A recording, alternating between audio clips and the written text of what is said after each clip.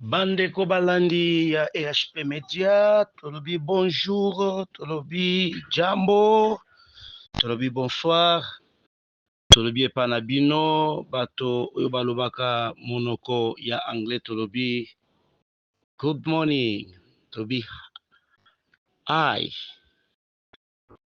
are you fine, are you okay?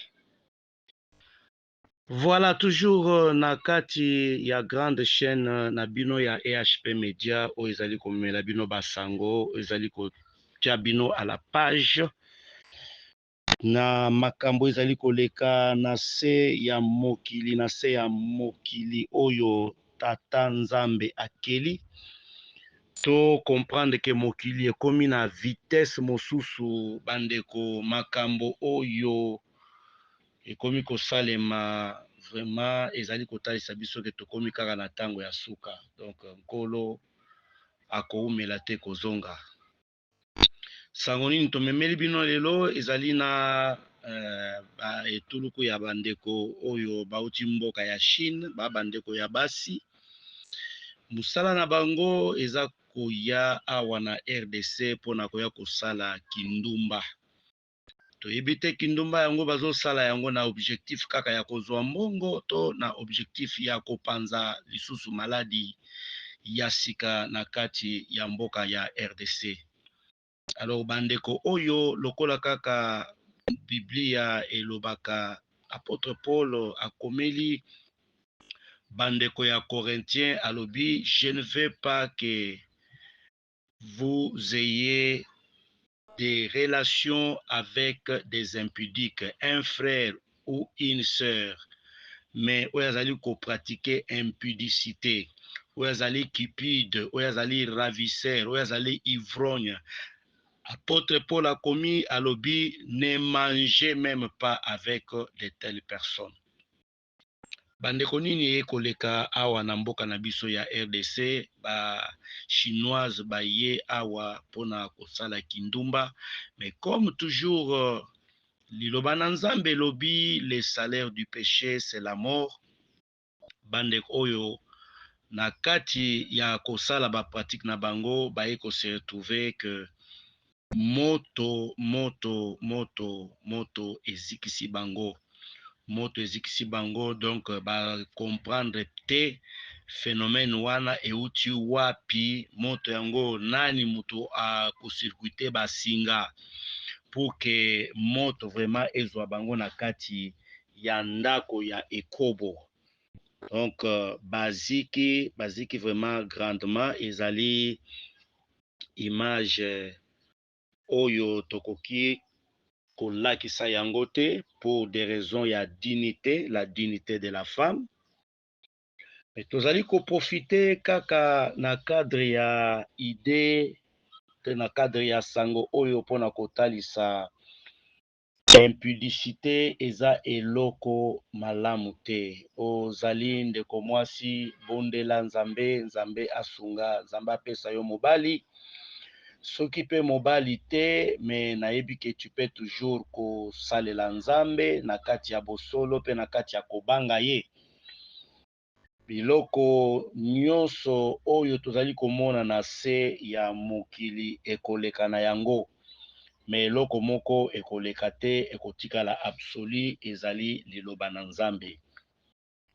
Le salaire du péché c'est la mort. Donc mokolo ozali kosala ekobo eza mokolo ta mosusu ya esengo mpona yo, mais après acte wana oyebi te eloko nini operdre, eloko nini balongoli yo na nzoto to eloko nini okabi. Eza na bamosusu bakaba destine na bango mobimba na nzela ya ekobo. Eza na bato mosusu bazosala kindumba, me moto ozobima na ye oyebi te ke ye moko ndenge aza wana aza tout un temple, aza vraiment ye moko tout un hôtel.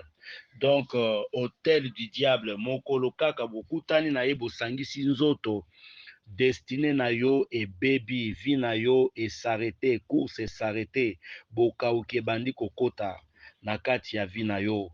Lokola kaka Bible ezali kotalisa ke ntango moto asangisi nzoto na mwasi ya ndumba, bango nyonso bakomi eloko moko. Donc il y a un partage ya ba makambo ebele ezali kose passe na bosangisi ya nzoto.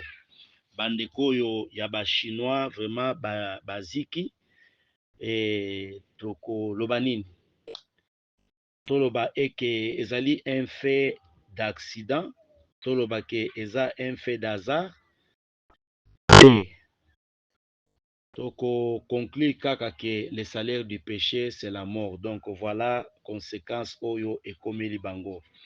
Bandeko balandi ya EHP Media, mokili ekomi kokende na vitesse moko incroyable. Lelo tokotala na kati ya bandako na biso tokomi komona bapuku, me toyebi ke eza na bapuku ya nzambe, ezali mpe na bapuku oyo bazali ya nzambe te. Tala ndeko oyo mwasi bakangi ye akendaki kokota na kati ya ndako moko, azali na misala ya kindoki, me ndako yango akotaka ndenge nini, akotaka na nzela ya kobongwana akoma puku.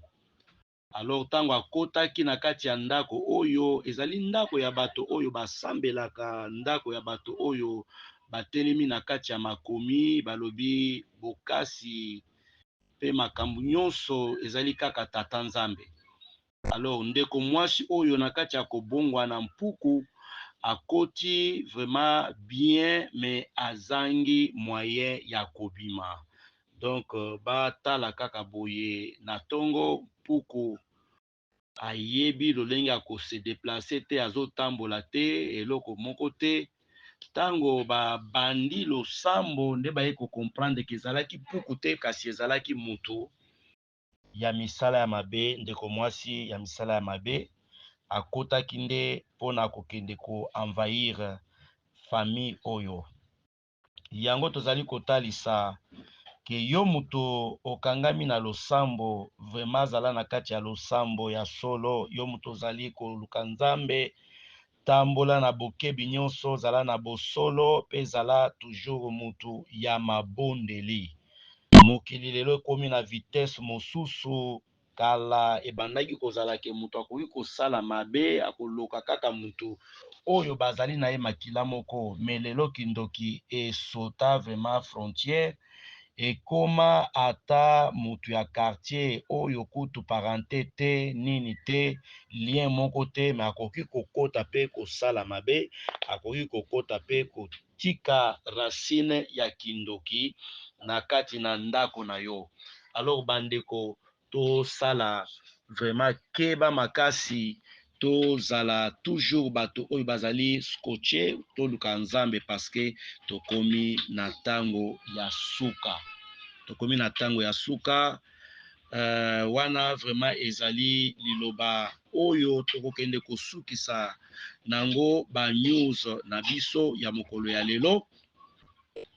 Bozala toujours scotché, bo partager, bo liker, bo s'abonner à cette grande chaîne oyo ekobanda toujours komemela bino basango pe kotalisa bino vitesse nini lelo mokili ezali kokende na yango. En tout cas prochainement nayebi ete ngai na bino, soki nzambe azongi te, yesu azongi te, tokokutana lisusu mpona ntina ya kopartage toujours ba information pe ba nouvelle oyo ezali kokoma no travers de nos murs. Merci beaucoup, bozala scotché, tokobosana te kopesa merci na bato nyonso bazolanda biso. Merci na mama MG, mama MG, nzambe ya lola azala na bino, nzambe abatela bino vraiment mpona mosala kitoko pe mpona ba initiative kitoko ya kolendisa, ya koedifie, ya kosala ete bato